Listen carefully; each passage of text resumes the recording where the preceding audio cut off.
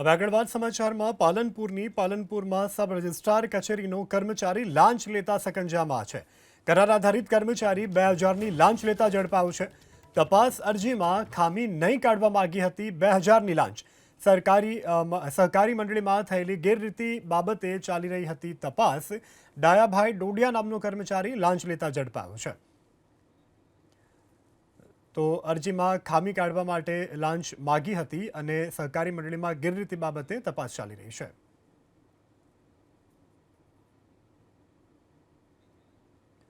તો પાલનપુરનો આ કર્મચારી કે જે લાંચ લેતા સકંજામાં આવ્યો છે, સબ રજિસ્ટ્રાર કચેરીનો કર્મચારી ઝડપાયો છે. હાલ તો તેની સામે કાયદાકીય કાર્યવાહી કરવામાં આવી રહી છે. કરાર કર્મચારી કે જે 2000ની લાંચ લેતા ઝડપાયો છે. લાંચ રૂશ્વત બ્યુરોએ ટ્રેપ ગોઠવી અને આ કર્મચારીને લાંચ લેતા રંગે હાથ ઝડપી પાડ્યો છે.